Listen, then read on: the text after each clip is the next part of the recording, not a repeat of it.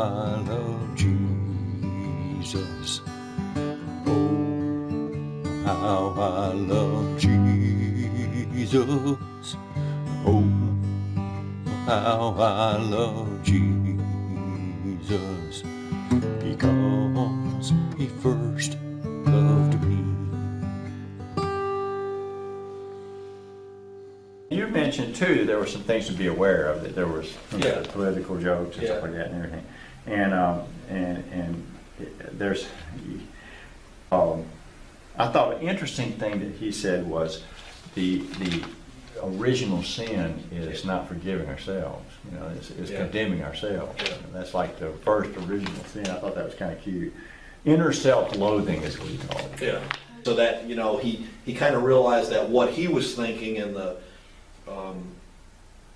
framework of whatever his personal faith was had been influenced by what he heard. You know, and he wasn't so sure about himself anymore as kind of being more open to what is true. Right. And that gentleman, it's a great example of whenever I say every human encounter is an encounter with life. Because we're all of life, all of us. I mean, no matter how we judge it or whatever, and you know, well, you know, if you say, you know, you could bring up something like that, those poor kids in Florida, you know, well, that was an encounter with life, but it wasn't. I mean, it was horrible, you know. That will come up, you know, but I don't know about that. I know about what is true in the moment that I'm in. That's where I like to encourage. This is where I found the peace in what life is that, you know, Jesus walking along, and I think it was Peter asking, well, you know, what about John? And Jesus said, don't worry about John, you know. Don't worry about that. You know, who's going to sit at your left hand? Who's going to sit at your right hand? Don't worry about that. Right? Stay where you are and see what happens where you are. He did make the statement. Then he did this in a real profound and offensive way when he talked about the 18 people. There were 17 in Florida, but Jesus talked about the 18 people who were just standing next to a construction wall that was under construction, and it fell over on them and killed them. And Jesus said, look, if you, and this is so horrible, if you really hear what Jesus said, it's terrible what he said. I mean, what do you think the loved ones would say? And him saying, if y'all don't start living by what is true, you know, if y'all start waking up, you're going to wind up the same way. That's horrible, you know. It's like somebody was at fault, you know. Well, and that's what we discovered here, is that no one is at fault. The kingdom of God is always at hand. And that's hard to say. But if I got a bullet in me, the kingdom of God is at hand. Right. You know? Yeah. Yeah. So one of my ground rules when you come in here is if you're carrying, don't shoot me. But if you do, the kingdom of God is in it. I'm in it. You know, I ain't going to worry too much after that, because I am now of the life from which I have come. Does that make sense? Yep. And so here Jesus was that was in today's times. If that broke the news, he wouldn't have made it very long, I don't think, because that you just can't say that there was a reason for that. You know that we'll all wind up that way if we don't do something. Right. You know, Right. you can't do that. Well, he did. One of the things I saw in that talk, though, that I wanted to bring up, this one crossed, and I can address this one because I'm connected to this one. We fight with our hearts. It's one of his last words in the video. In order for love to make sense, we accept love from other people. We're in a dark time in human history, so we fight from our hearts, and love is supposed to be win. Well, see, what we discover in here is the fight is over. There is no fight. Fight's gone. Why? Because there are no enemies in the life that there is. Somebody comes in your space, and somebody comes into my space and they hurt me. okay, I can't remember people coming into my space and wanting to hurt me.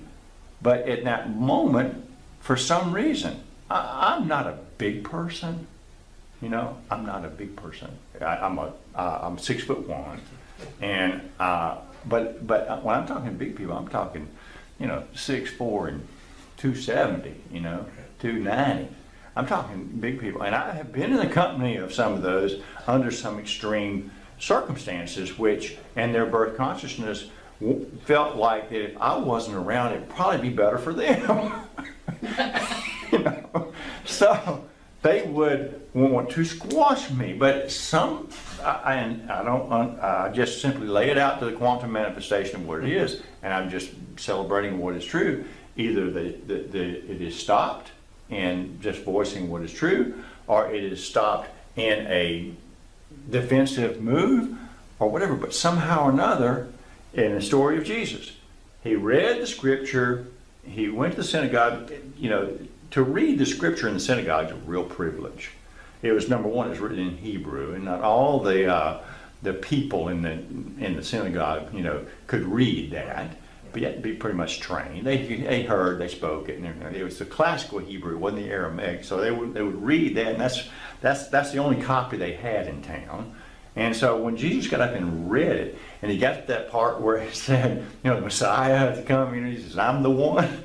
Well, they got real mad with him, and they, like a riot, they grabbed him and took him out on the edge of town to throw him off a cliff. Okay?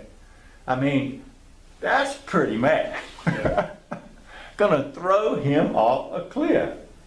And but the Bible says, the narrative, the media report is that he slipped away. Now, how did you get away from a crowd that's throwing you over a mountain? How do you do that? Let's let Don talk just a minute. Let me get him back here. Let me start from the very beginning, which I may have. That's on 0 now. How do you know what to follow when you go inside and try to figure out what is true for you?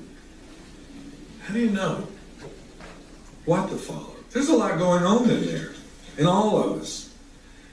So how do you know? There's ideas in there, there's emotions, there's memories, there's traumatic triggers and reactions, there's stories, there's beliefs, there's a lot of stuff going on. Anytime you think about something or something comes into your attention, your unconscious is going to bring things that are connected to it. And it's not necessarily going to be helpful to follow what the unconscious in your brain brings up, because it's just providing data. It's giving you data on what's related to this. If you think about high school, immediately you think of your high school, what it was like. You may have a down feeling, oh my gosh, it was horrible. And then some may have, it's the best time of my life. What do you think about high school, the word high school? That's how it all comes up. So what do you listen to when you're going to a high school reunion? Listen inside. Yeah. Boyfriends, girlfriends, rejection, celebrations, victories, losses, feeling stupid, feeling dumb. Oh my God. Data. It's what the mind is so good at, providing relevant data to the topic we're addressing. But what are you going to listen to and all that? So in psychotherapy, that's basically what the work is. What are you going to listen to? People come to me, and I go to my therapist too, to go like, help me sort this out. So one of the ways to do it, and this is a generic example, not any one person, but it's very common to most people, especially if you're going through a divorce, and if those of you who have, listen to your own inner world as I take you through this little scenario. So a person says, I'm in a divorce, and I'm on the end, getting toward the end of it, and I've been miserable. My partner is very mad at me, and I don't really understand why they're so mad at me. I just try to make things work well, and they blame me for being controlling, over-controlling, and I have to have my way in everything. And I don't see myself that way. Though, yeah, I'm a bit organized. But I get things done. I keep things going, and he or she's been praising me for that. I don't get it. This over-controlling thing just doesn't make sense to me, and I don't want to repeat in my next relationship what I've done in this relationship. So I said, okay, let's just clear the table on the outer world for a second, just quiet it down. Favor inside, kind of go inside, check your belly, your gut, your chest. And that puts, when you say go inside, if a person starts feeling their body's reactions, that puts you in a slightly altered state. And that's where you discern what is true better when you're in that slightly altered state. That's your first clue. Slightly altered state. You don't need a watch to go by. You don't need to say a magic word. Though some of those techniques do help go inside. All these assistants, you could say, these assisters, can help. Soft music, listen to your breath. But the point of it is to get in a slightly altered state from the outward facing, we got to work and fix all this stuff and make it go, to a more receptive place. So go inside, your belly, your gut. I listen to, feel the hairs of the nose and the breath going out. It gets me into an altered state. And so I tell that to the person. I say, okay, and you have a question to answer. What is true about my relationship that I'm getting a divorce? What is true about me and my experience in that? What's really true about why it's not working for me, meaning the person's going to use their internal world. So the person quiets down. I say, now listen, here's the key. This is number two. That number one is a slightly altered state.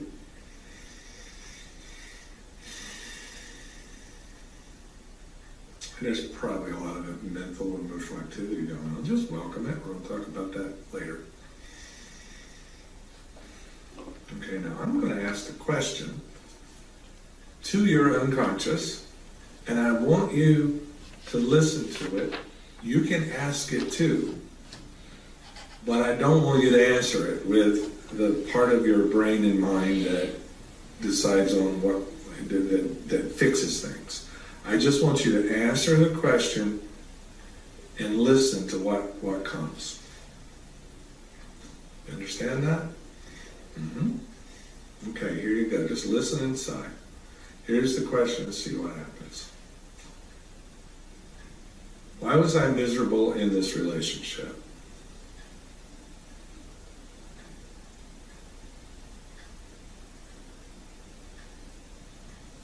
Now, for those listening to this video, ask yourself right now, why am I miserable in the relationship I'm in? Listen. Well, the person will often say something like, I'm lonely. Oh my God, I'm lonely. I'm stunned. I thought I was controlling and mean and too demanding, but really, I'm lonely. I've been trying to get my partner's attention for years, and it's like, and then there can be tears and more insights can come up like, oh my God, I'm lonely. Now, often what comes up is a core need. In other words, something you need to feel like yourself and be yourself. It's like water to you instead of maybe a Pepsi or a chair of wine or a bottle of flavored drink. It's the liquid of your soul that you need to survive. And so this person may be able to listen and hear that, oh, I've been lonely and my controlling has been trying to get them to connect to me because my heart and soul inside is so lonely for some intimate conversations about real things in our lives and how we feel about them, happy, sad, and what we maybe need to do about them, and what we care about. And my partner won't do that. Wow. Wow. Breaking news. All right, let's step back a little bit. Think a moment now. What happened to you as you hear all this? Think about what you heard. give you a second. I want to write it down. You can discuss it once this video is complete. Wow, breaking news. So the first thing, got to go inside a little bit, altered state. I listen to my nose, you come up with your own way of going inside. Kind of clear things out, give the intention, I'm going to ask this question, but I'm not going to answer it from my conscious mind, I'm just going to listen. Now what that is we're setting it up to listen to a resonance. Not the mental preoccupations and worries and ideologies and thoughts and goods and bads. I'm just going to sense into a resonance. It's underneath all that. The resonance is the part of the brain and nervous system that is more, it's where what is. To have that slightly altered state, and what I'm instructing the person to do is listen. You're listening for the resonance. And how do we know it's a resonance? Well, if you don't answer consciously and you listen, it'll come and greet you, because what is true is waiting for you. As we've said, the kingdom of God is at hand, well, so is what is true. But we got to know what to listen to. So you're listening to a resonance, and if you're listening to a resonance, it's going to feel like breaking news often. Breaking news meaning, oh my God, I didn't know that. Breaking news, it's like, aha, whoa, oh my goodness. That's a sign you're probably listening to what is true inside of you. You're in tune with the resonance. Some people call it in religious circles epiphanies. And there's varying degrees of ahas and epiphanies and all that, and these words we ascribe to it. We're going to use the word, the resonance is the language of what is true. Because the ideas of our worries and our preoccupation, well, what you hear, once you hear it as words, it's also an idea. But we want to favor the ideas that comes from the resonance of what is true. And not judge the other ideas as wrong or bad or awful or evil. They're just other ideas for now. And so when you ask that question, it'll just come often. Now, sometimes it won't come right away. You'll be in the shower and you go, oh my God, I'm lonely. That's what's wrong with me in this relationship. I sacrificed connection in order to have a family, or in order to have financial security, or try to keep this person from leaving me. I chose to stop talking about what is true for me and favor what is true for them and build my life around that. And what's happening for me is I'm lonely and I've become over-controlling because I didn't realize I was trying to soothe and help my whole system that's just lonely and wanting a human connection, wanting to hug someone that likes them, dislikes me for who I am and what I am, maybe not always likes what I have to say, but deeply connects with me through vulnerability and intimate conversation.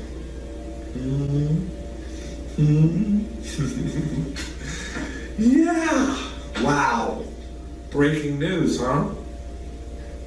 So when what to listen to, it's actually, you hear it here, but you tune into it here. You may even hear it inside. In fact, you may get a video, you may get a memory of something that this resonance from our deeper nervous system is trying to give us guidance according to what is true about you in a circumstance. So look at this person who gets the breaking news that's about loneliness. Wow, does that inform them about the next relationship? Maybe they will elevate that to a higher priority. Do I feel connected? Can this person talk about how they really feel? Do I feel close? Do they respect my voice? In other words, my point of view, whether they agree or not. Can we compromise about our differences? That's a whole different relationship than sacrificing your deep need for a closer and open connection in order to make someone not leave you. In my world, I call that, why are you trying to like someone you don't like? Because if you're in a relationship and you're emotionally lonely for a long time, you've been so busy trying to get them to like you, you're trying to get someone you don't like to like you. Clear inside. Why am I trying to get someone that I don't like to like me? What do you hear? This person heard. Typically, the person that asked this will hear, oh, I'm trying to get someone very important in my life, often from my childhood, to really see me, because I don't feel like they like me because they don't see me. I want to be seen. I want to be able to express what I feel, see, and want inside, outside, and at least be heard and respected. Wow, breaking news. I try to get people I don't like to like me. Let's ask another question. Why do I do that? Some people hear, because I don't like myself. Isn't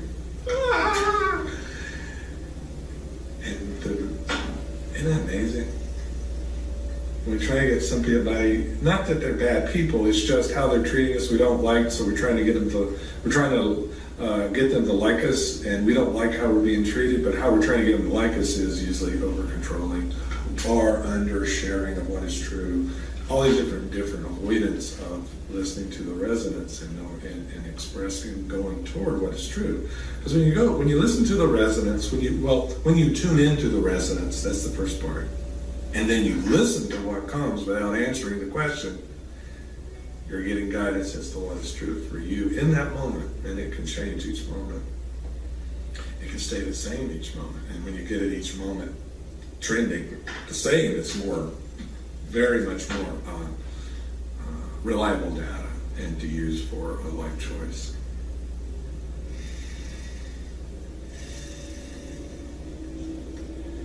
So the second part I keep saying we'll talk about, what's all this mental traffic, all this emotional? Well, they're coming from the parts of our being that are scared, that are worried, that are trying to manage the worry and the overwhelm in the absence of being able to discern what is true. So we have this backup system. If we're not going to be in tune with the resonance, then we try to do it ourselves without the resonance, and we can do that, but we start favoring what is not true without even realizing it. We become more and more upset and anxious and depressed. Not that anxiety and depression is always about this, but often it is a component of it. And the thing about this resonance, it's always there. It's always at hand. It's just sometimes it's hard to get the worries that we have built up in our life to step aside enough that we can listen in and let the resonance speak. Now this is, in my experience, that's the wisdom that comes out of quote-unquote nowhere. Some people say the wisdom out of the quiet or the stillness or the emptiness that's full. There's all kind of language of talking about it. Holy Spirit, Chi, Prana, those words are more of movement, a certain kind of energy that generally we talk about that. But what we're talking about here is just simply listening.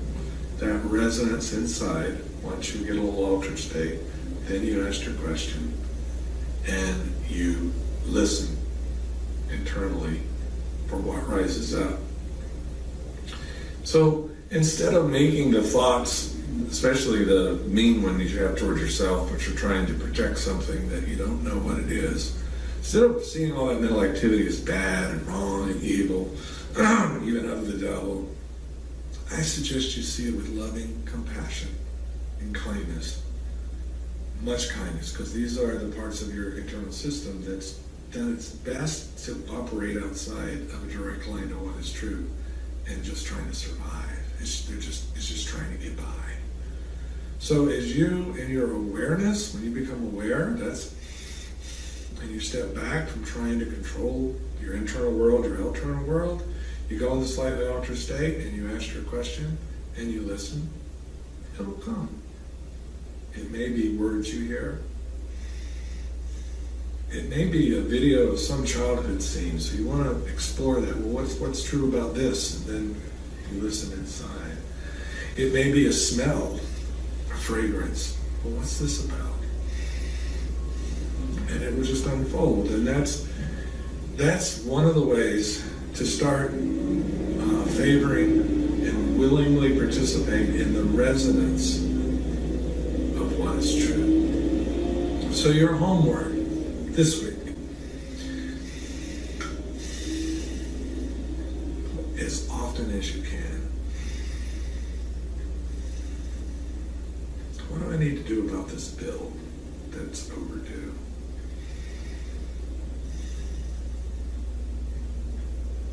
What do you hear? I'm really angry at my partner. What do I need to say? What do I need to know about my anger toward my partner? You can even close your eyes. It helps to tune out the outer to get that resonance. What do you hear?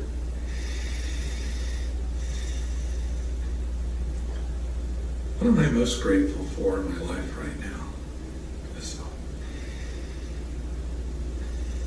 That's your homework this week, whether it's in the midst of intense activity, high-level negotiations with your job, with your 3-year-old, with your spouse, with your best friend. And when the mental thoughts and worries and terrifying fears come up, try to find compassion, like that's just my brain and mind and the parts of my being trying to solve this without the assistance of the resonance of what is true.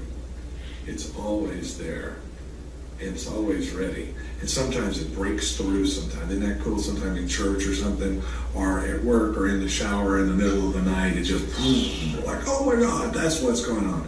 But it usually feels like some degree of breaking news. And in this case, it's the breaking good news. See you next week.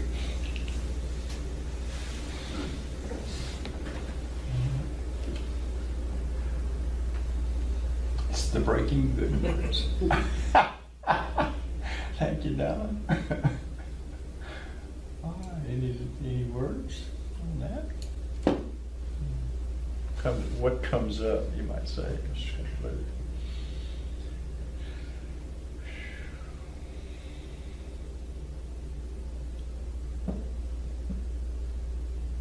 It reminds me of how out of tune I am during the day. Because it's so busy. It's like jumping from one thing to another, person to person, and not really having time to get quiet. Here's something that I have discovered Takes practice. in this is that when you mention jumping from person to person to person, I'm going to do this on the board because this is really cool. And in the elements of what is true, the very first element of life is that everything is of life. There's no encounter that we can have that's not in life. And so, like I say, when we're busy and you got this one and this one and this one, and it all has to be done in time. Mhm. Okay? In time. Before that next meeting starts. Before that next meeting starts. So I want to suggest, because I've seen it so many times, is that, and I'll be on the phone with somebody or in a personal conversation with somebody that is in regard to that business. Like you say, you're at business, you're at work, and you're distracted by the many things that are going on, and you feel like that you see, that's where this life is, I'm going to put it in first person. This life is not in me relating to all that's going on. This life is I'm of this life, and so are all that's going on of this life. Okay? There's nobody disconnected here. There's nobody separate. So, as I'm moving into that part of my day, and this comes into now this is in my presence, and I'm dealing with this. You see, the distraction is, what else should I be dealing with? Why am I dealing with that? See, that's what he's talking about. And so, or the distraction can be, that can be a distraction. Am I being what I need to be in this moment? You know, but what is really important, and this is the altered state. This is an altered state that Don's talking about. When I focus on what is at hand, and let that be the only thing that I'm focused on. And that takes a lot of trust, and it's trust that the whole universe is connected and that everything is going to be okay in this moment, in this detail. And in that detail, that's where life is in this moment. That's where we're not separate. This is life, this is life. All this is life, and it's going on, but it's in the life too. It's okay in that life. So and that's why I throw up here, my prayer is not that you take them out of the world in consciousness or go to a retreat, although there are times where, as David said, he lays me down in green pastures. What is true provides that moment for rest and retreat. But it may not be here. This is time to focus here.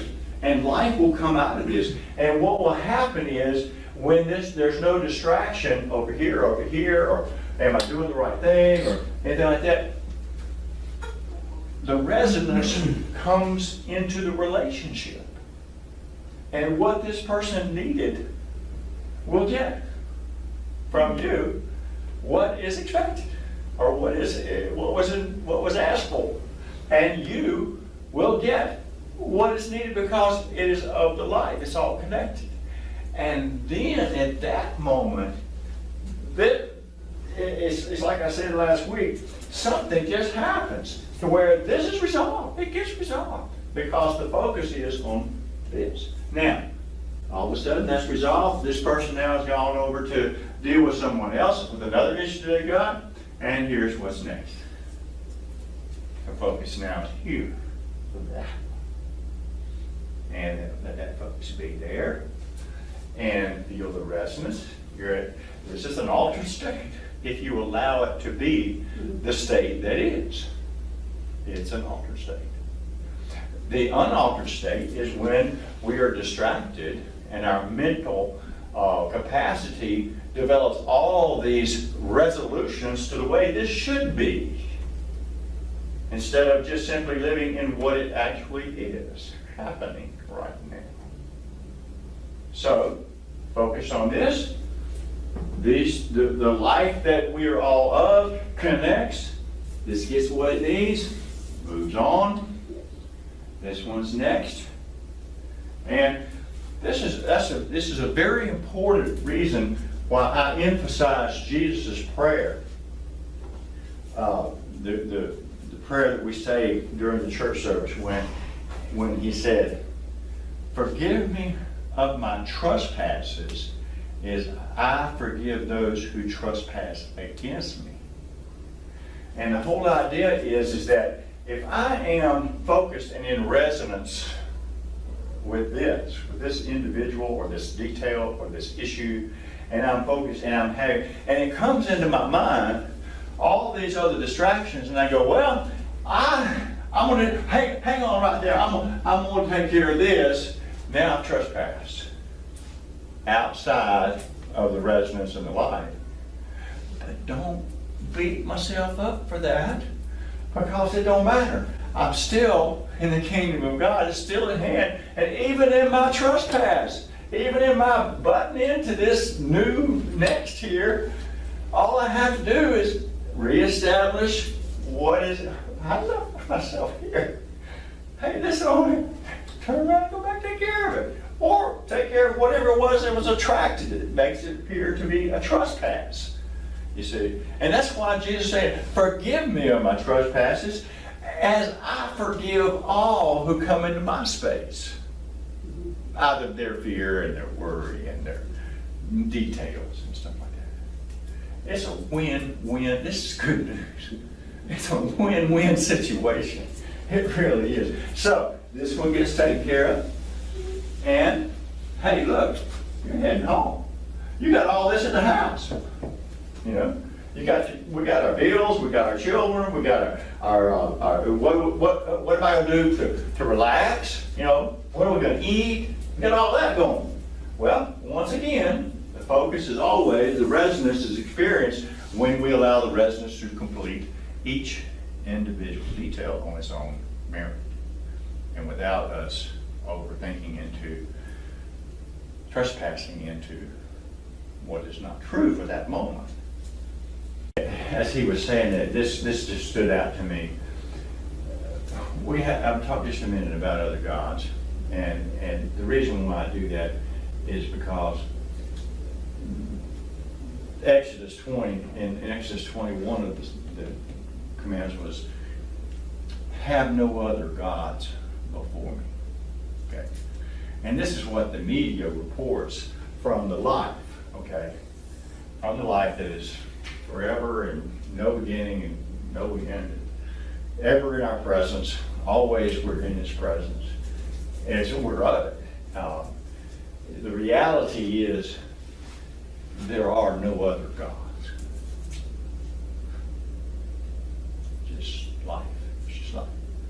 There's no other gods.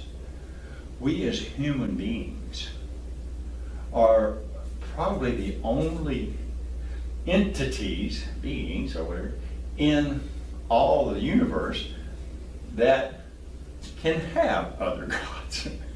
We have them in our God. We make them up. We create them.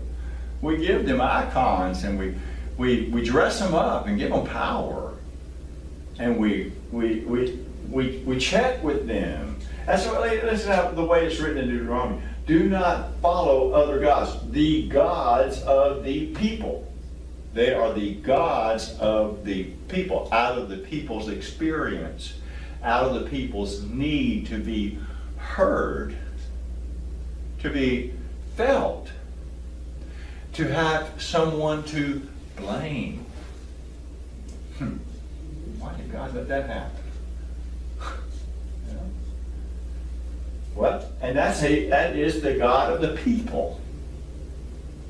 But there are no other gods. There's only one life, and it's shared by all that we are. Everything, every molecule, every atom, is of the life.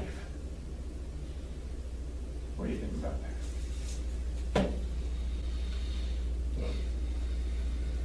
I think that's true. And I guess what I was thinking about as well, you know, when you're going through your examples with, you know, each person and handling things kind of one at a time, it made me think about, I was trying to think of passages from the Bible, because I feel that that's true, and there's probably something in there about, you know, don't be distracted with everything, you know, because I mean, in the world we live in today, it's all about, well, can you multitask? Can you do all these things? And I don't think that that's really a good strategy. You know, it's a deception that you think you're doing a lot of things, but really what you're doing is not handling any of it well. It's kind of like because I know there's that, I think it's a Japanese saying, or, you know, Confucius or Buddha or somebody says, you know, if you chase two rabbits, you know, they're both going to get away. That type of thing, you know, kind of the focus and being in the present and handling what's right in front of you is what you should be doing. And that eliminates probably a lot of other stress that's floating around. Or even creating eliminate a lot of stress. Yeah. So I mean, if you just handle, and I mean, If you've got too many people, then you need to tell some people that you can't talk to them right now. well, I What is true? actually experienced that today. Right. that I mean, I had my kind of formal review with my supervisor, and like I knew I was going to have the meeting today, and I knew it was at 9 o'clock, and he was running a little bit late, and I went over to the office at 9 o'clock, and I said, well, you're ready now, or do you, and I was right next door, or do you want to just, yell at me when you're ready? He's like, well, give me 5 minutes. I was like, okay, no problem. And then I went in there, and it totally was out of my mind. I wasn't even thinking about it. Like, how long are we going to be in here? I'm sure when he set the meeting up, it was like from 9 to 10 or 9 to, sometime. But I wasn't even thinking about that. And so we went into all this stuff.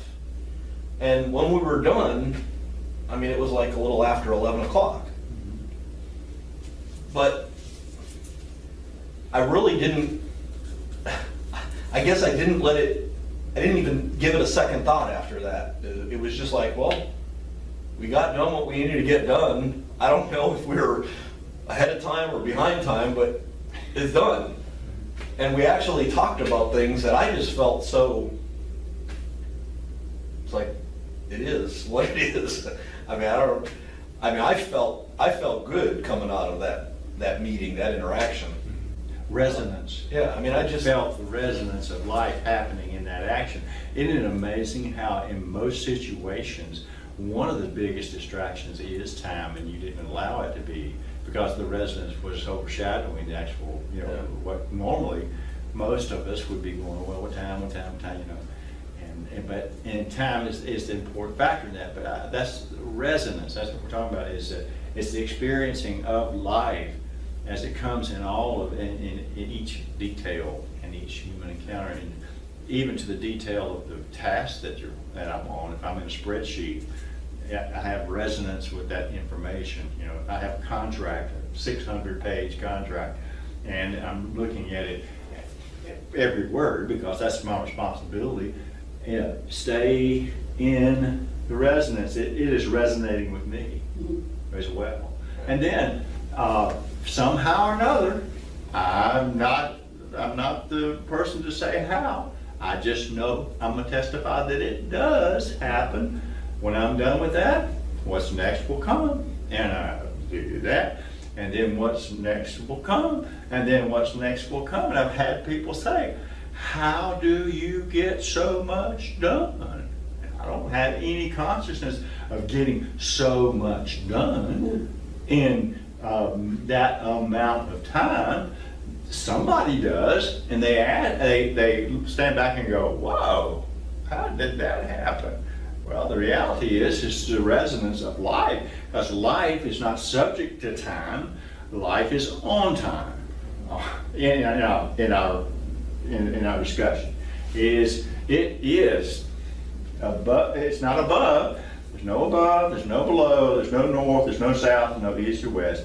It just simply life is. It is, and when we focus on the life that we are in, and it's all things. Just is complete. Completeness, fullness happens. What's next? It'll move. What's next? It'll move. What's next? I was walking. I don't know if I told y'all this. One time I was in the VA hospital, and I was moving from hall to hall, going to see patients. They would have us just drop in on patients sometimes, and then there was a place I was supposed to be.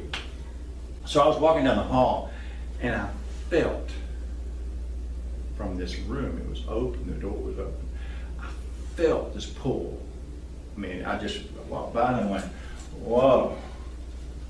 So I turned around and walked in the room, and there was a patient sitting on the bed, and his legs, he was kicking his legs, on the bed, has a gown on, and he was just sitting there like he was waiting for me.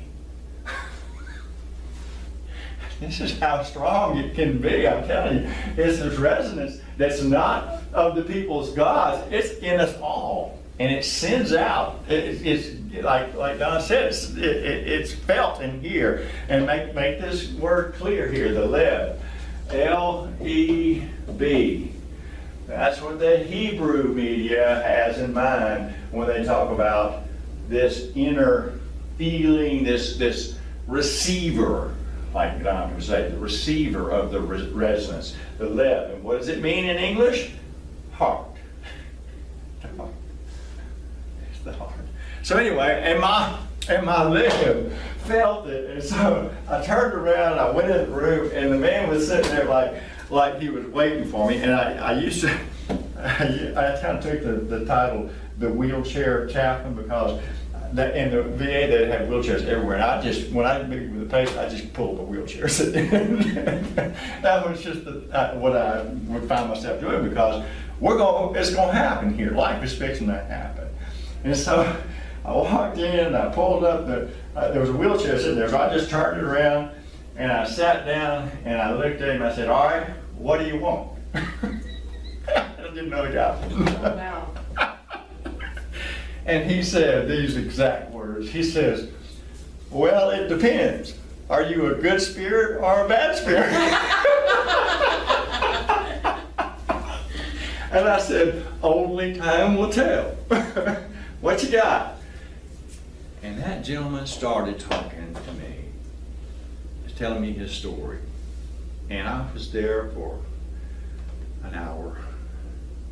And just letting, and he called it, you're going to get my spirit today, is what he said. I mean, why was I in that room? I had already got a spirit. The spirit called me in there. But he actually said that. He said, you're going to get my spirit today. He was an African-American gentleman, very involved in the civil rights movement in the 1960s. And the way that he got involved in the civil rights movement in the 1960s was he sold ties in New York City out of a van on the street. And because it was in a van, he would sell ties in that metropolitan. He could go anywhere and sell ties. So he would just get in his van and drive down to DC. And he said one day he was selling his ties outside of the Capitol, and some guy came up to him and said, we want your opinion. Come in. And he found himself testifying in the legislature for just as a man on the street, African American, entrepreneur, just doing a thing. And he found himself testifying, and he found himself in meetings where he said, I was there when they put together the package for the food stamp program. We got to feed these people. These people are dying out there. We got to feed them. And he said he was there. He was later, I think he was either elected as mayor of Winston-Salem at one time, and he had been shot one time. His story was just, he was in the Merchant Marines, and he found himself in the bottom of a boat in the Mediterranean Sea, outside of Egypt somewhere, and the boat was sinking, and he was in the bottom, and he told me how all of a sudden he was grabbed from the bottom of the boat, and he was pulled up to the top, and the rain was pouring on him, and the waves were coming in on him, and he realized that he had been moved and no one was around. I mean, he was telling these things. It was really, his spirit brought me in there, and yeah, that's with his spirit, but it's this resonance. Now that's off the chart, dramatic and all that, as you might say, but hey, it happened. It just happened. And it happens, and there's no, in the consciousness of what is true in the life, there's no difference in that encounter and an encounter that I had today on the phone with somebody trying to set up a meeting next week. It's the same stuff. Yeah. The same life. There's no difference. It was a story. He was in Jelly Bean skating, and he saw a little kid, and he said something to the kid, like, hey, dude, I don't know what he said, but he said. Well, the kid came back and said something, because to understand the background, like this kid that we're talking about, this young man that we're talking about, is always, kind of marching to his own drum, a little bit off the wall, always says some kind of crazy My son's things. best friend. But But anyway, so he was at Jelly Beans and he saw this kid, and he related to that kid as like a little him, because he was just like, he was just open to talking to everybody and just saying what was on his mind or whatever. And he was sat down to take his skates off or whatever, and the kid came up to him and said, what planet did you fly in from?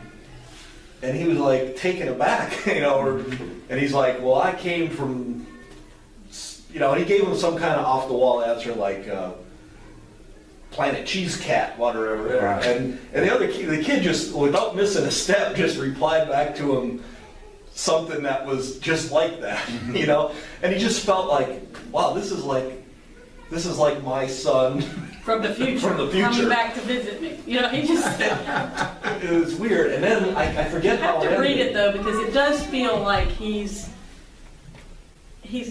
not going to miss something, because he's always in the moment, thinking outside the box a little bit. We'll maybe bring that next week and let you read it, just to get a content. But the other thing is, honestly, that was one of the reasons why I sent that thing about the TED thing. Because to me, that felt to me like one of your examples of, he didn't know this guy. He just felt like, okay, this is what's in front of me right now. Right. I'm going to pick this guy up. Why? I don't know. Right. I don't know who this is. I don't know if he's going to kill me. But I just feel like this is what's in front of me. And then that all happened, That's right. So. And it's it's not a blank ticket just to say put myself in harm's way. Right. I'm not going to pick up everybody on the street. I'm not going to feed thousands, and unless that happens. If it happens, it happens. But it's not something I can conspire to do. I'm not going to go into every, back then, every hospital room and sit down and say, okay, what do you want? I'm not going to do that. But in that moment, that's what happened. And the only way that I can, and it's interesting that the little boy would say, what planet are you from? and because that's the way we feel about this resonance. We feel like it's from somewhere out there, it's alien. When in reality, we are the aliens. He's thinking outside the box. Maybe he's thinking in the box, the resonance. We're the ones who are outside the box. Does that make sense? I mean, it's so upside down. Who is the evil one? It's the one who creates other gods to shove the attention over from that which I'm protecting. And I must holler out to and call out to, because everybody knows. I've been taught since I was young. I'm a sinner. Such a worm as I. You remember the old line? Just as I am. Or whatever song that was. Just a worm as I. Forget that what it was. There are so many reasons for us to see this life as alien, as that which is not normal, as that which is out of the box. Well, yeah, it's way out of the box we have created for ourselves. But in reality, this is what is actually happening in life. This life is always in our presence, always happening, always there. So we have situations like when Jesus comes up and the little boy is spinning on the ground and frothing at the mouth, and you have people standing around the little boy, and their focus, you can tell from the language, if you read the story of the Bible. So you got this little boy, he's in the middle, and you got the people and the parents and everybody's a crowd. And they say Jesus. He'll put a cross here for Jesus. The focus is not on the little boy. The focus is on all the people, because they say, "Well, what does parents do to deserve this? What's going on here? What's the problem here?" And so Jesus, he doesn't and then they called a demon. They say this is a demon in this boy because it can't be the boy because he's connected to the parents and the parents connected to the neighborhood. And so it must be the parents' fault to save the neighborhood. And it's a demon's fault to save the parents who are part of the neighborhood. We're all saving people here. But the only person left out is the boy. And that's exactly what Jesus found when he walks up. And it says that in the media reports, Jesus rebuked, I got to write this down, the demon. Jesus rebuked the demon. Okay, like I say, we're all in the salvation business here. We're saving the community, we're saving the parents, and we're saving the boys, and he's possessed. That's his reason for doing all this. When in reality, and then they said Jesus rebuked the demon. But you see, in the consciousness of the writers who are watching all this, and they're part of all this, in their consciousness, this boy is equal to the demon. And what Jesus did, he didn't rebuke a demon, he rebuked the boy.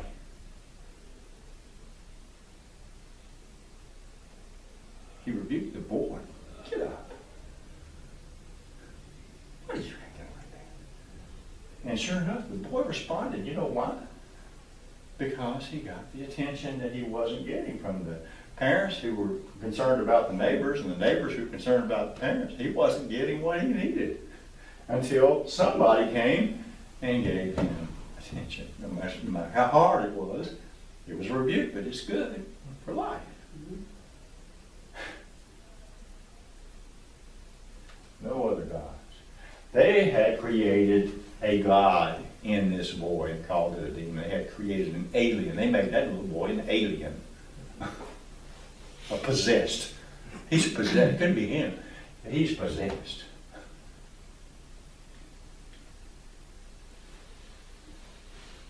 That's what I'm talking about. Well, it makes me kind of remember, I don't know if it was the first time we had this, the classes that when they first started or whatever, but I remember having one session where we were talking about evil or Satan or the devil or whatever, and it kind of struck me, it's like what Satan is or what the devil is the father of a lie. and the thing, like even there, like when you protect you from the evil one, well, if you really can get your mind in tune of that life is what is true, and that God, all of that is just what is true, then anything that's not accepting of being a part of that, it's a lie. Right? So that's where... Or what is not true. What is not true, and that in a way is what's evil. And we all, as well as being honestly part of life, we all have that tendency to fall away from not believing it at times or to not participating in it. So yes, in a sense, we all have a little bit of evil. Remember what Don said, that but we can't potential to favor what is not true is part of who we are. It's part of our life. It is who we are as human beings, as birth consciousness, as part of the body. Yeah, exactly. Well, and it also made me think when you were talking about that. Maybe because of the last weekend, the shooting that happened. I remember how I reacted. I think it was the Sandy Hook one, when that shooting happened, and it just something about that time just made me feel like, okay, I'm seeing all these people react like very angrily, and they ought to hang this kid, and they ought to do this or that. And I was thinking to myself, how can we, if we call ourselves Christians, or we just, even not Christians, but we just call ourselves good people, how can we feel like anybody that felt love or felt compassion or felt like they were part of something, how would anybody that feels that be able to do something like that? So obviously that person that reacted that way and shot all those people was missing something. So I mean, it's almost like you had to have a little bit of forgiveness, or at least a realization of It's sad for that. everybody. Yeah, it's not just sad for the people that had their kids that were innocent shot, but it's also sad that it had to come to that for somebody to be able to do that, right? I mean, how can we, how can we get beyond the place of wanting to punish that person without realizing that they had to be hurt? And just by hurting more people doesn't necessarily get us where we Well, probably the need whole to idea be. is, what do we partake of? Yeah. And if we, and the question that Don and I, early in this journey, we got to a point where we would laugh and say, well, do you want to live? Right. Do you want to live? And that's the golden question of, if I engage in judgment and condemnation and punishment, then the natural or the universe is, if I engage in that, then that's what I'm going to get. Yeah.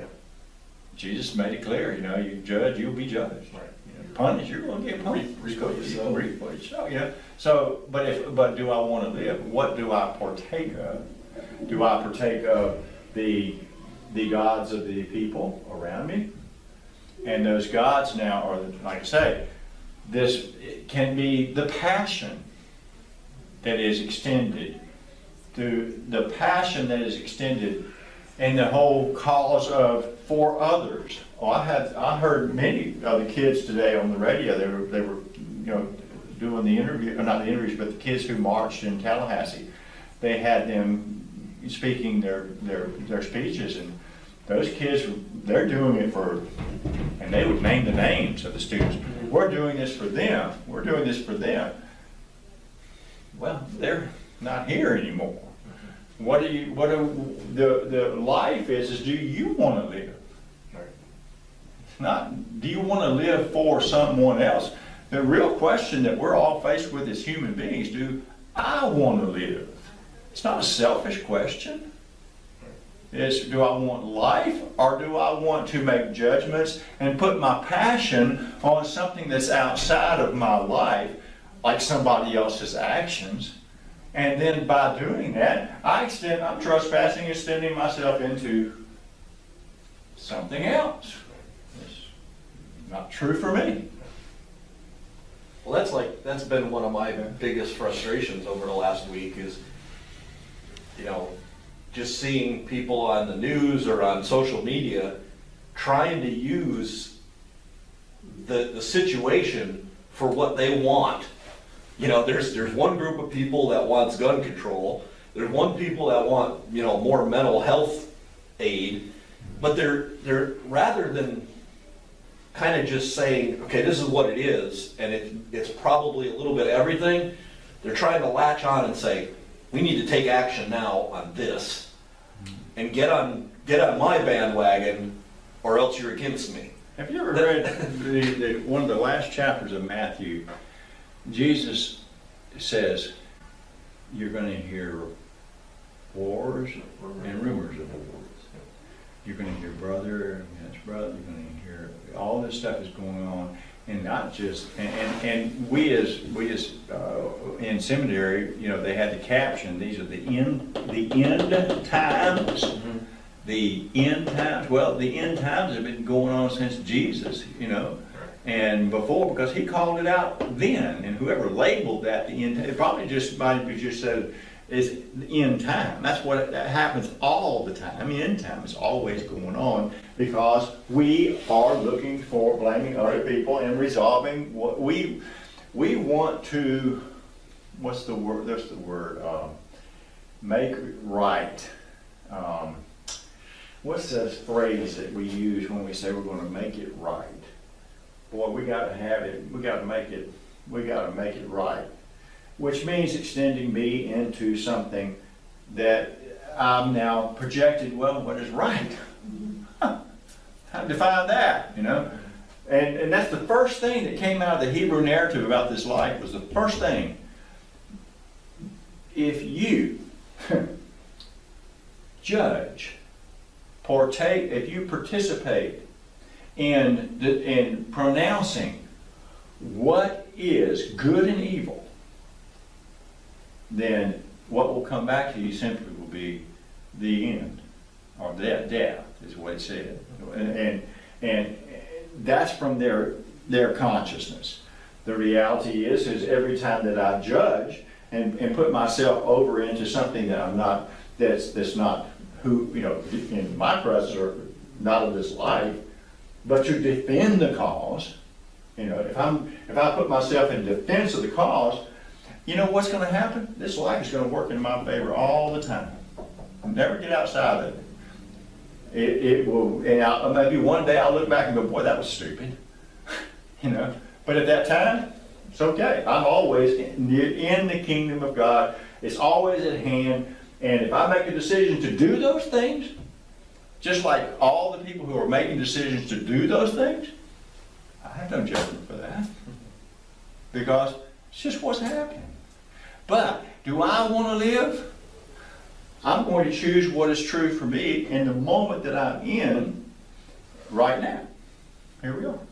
When I leave here, I'll go be with my wife if that's what's next. I don't know what's next. Something might interfere with that. You know. Then I'll get up in the morning and I will go to work. And I will enjoy the ride. Why? Because I'm celebrating the peace, the resonance of life. Do I want to live, or do I want to partake and participate in the mental consciousness of the conditional? Remember when this is one of the seventh element, what is true is not conditional. What if cannot identify what is true. It is unconditional. There's no preconditions for what is true. There's no conditions. If you do that, then I'm going to do that. There's none of that. None of that. If this happens, I'm going to do that. If has no place. Because all there is what's actually happening. We need to put that in our house. I'll give it to you. Come on, and I'll give it to you. Well, I actually did that. Write it down. Well, I actually remember that when, I forget which trip it was that Jason went on. I don't know whether he went to the Himalayas or he went somewhere. I actually printed that in like a little wallet-sized thing. I said, you know, you're going to be out in the woods or you're going to be in the mountains somewhere. I said, think on this. So That's right. Did he come back?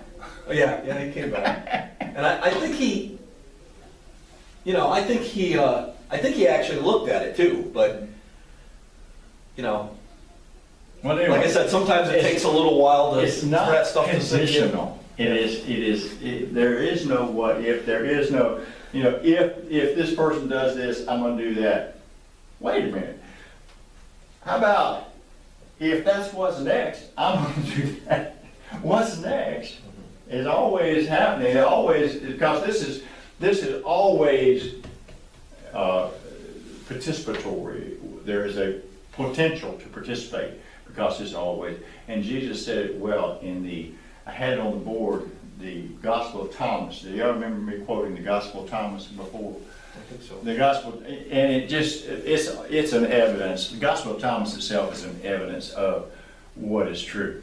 I used to say in seminary, you know, we put so much of our heart and soul into the Bible. We have a library over there at the seminary that is full of writings about that one book that's been consolidated by the consensus reality and called divine. Now, I believe it's divine. It's just as divine as all that comes out of life. Everything that comes out of this life is divine.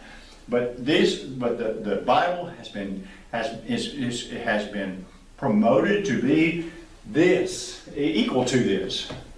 And in doing that, many people have written about it. And I used to, as a seminary student, used to think, you know, it would just take one little guy in the desert to kick the right pot and find a manuscript that just blows away. Just one. It'll just take one. You know. And sure enough, Now, this was back in the early middle 70s, and sure enough, they were translating the Gospel of Thomas at that time, because back in the 50s or 60s, whatever it was, that they 40s or whatever, this guy went out to dig a well in the Middle East, right? And somewhere in outside in Egypt somewhere, and he went to dig a well, which they did by hand, all of the people, the native people did. And while he's digging, he uncovers this clay pot. It's a big clay pot, and in it's got all these manuscripts in it that had been thrown away, declared heretical in 450 AD. Okay, they were the ones, the spurious texts that were going to disappear forever. Mm-hmm. We're going to make sure, because we know the life, and the life don't want these exposed to everybody. Isn't that the way it works, though? And then all of a sudden, it pops up in the desert, because it is of the life. It's not, it can't be contained. And it pops up. And so when I'm sitting there going, it wouldn't take one guy just to uncover a pot. Sure enough, so he takes the pot, and he takes it home to his mama, and she's cooking fire, she's taking pages, just kindling, and making somehow or another, this guy in Cairo museum hears about this scrolls that have been found through some of the caravans that come through there, talking about, hey, this guy's got this, you might be interested in it. So he goes and he traces it down, he finds it, and she's burned up a lot of it. And he takes it back. Well, about 1970 something, they had it where a point where they were translating it. And sure enough, Gospel of Mary, the Gospel of Thomas, there's the Gospel of Barnabas, you got all these Gospels that we have, but these back in 450, they didn't make the list. So in the Gospel of Thomas, though, very interesting passage, Jesus is asked, what's the foundation of the world and the foundation of his relationship, or how will they know you? And he says that the foundation is motion. M-O-T-O, it's motion. It's always moving. Just chills at me. It's motion. It's always moving. And so, and isn't it funny how when we stop the motion, the resonance of our life with what is actually in front of us, and project, thinking we know the difference between good and evil, and project the knowledge of good and evil onto something else from our perspective, and we move and trespass, isn't it? It actually stops our motion. Flow just stops. And however, there's no condemnation. There's no judgment.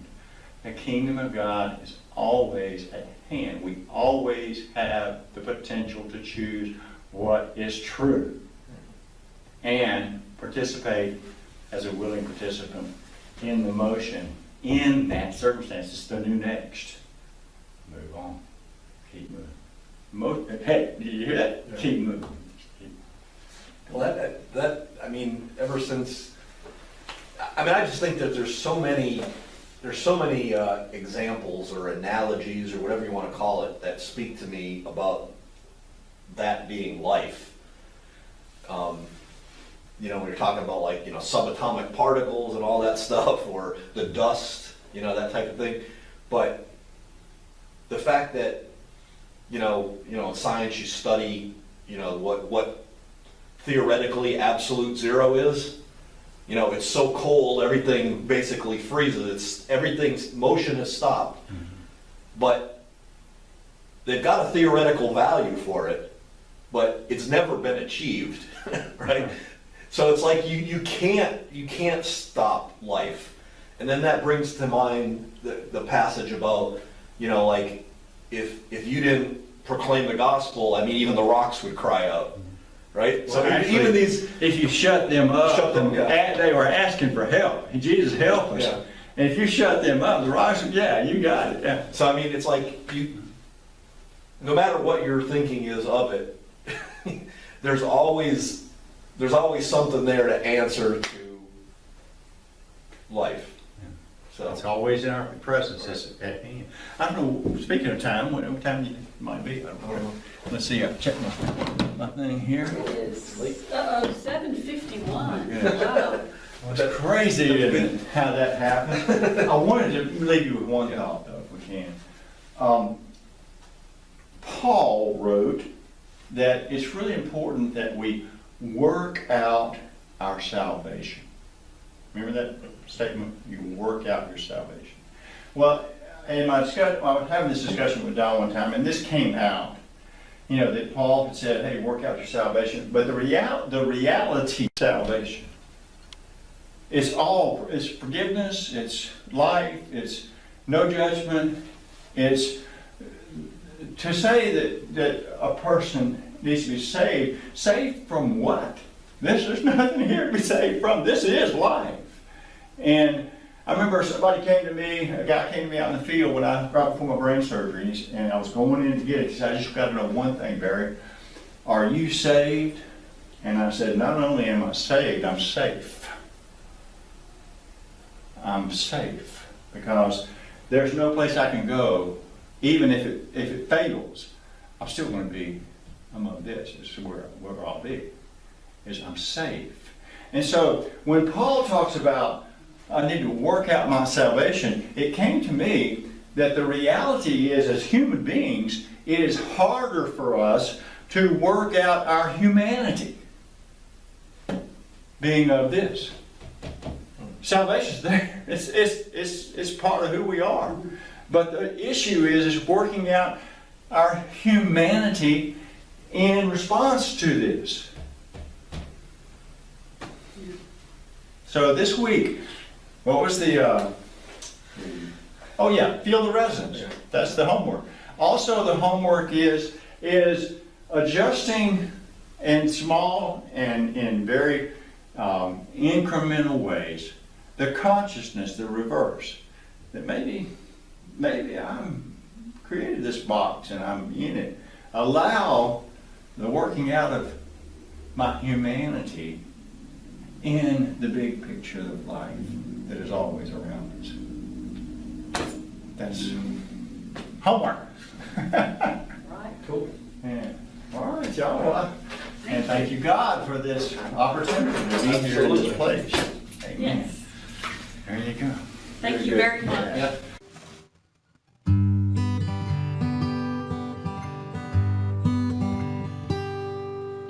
Oh, how I love Jesus. Oh, how I love Jesus. Oh, how I love Jesus. Because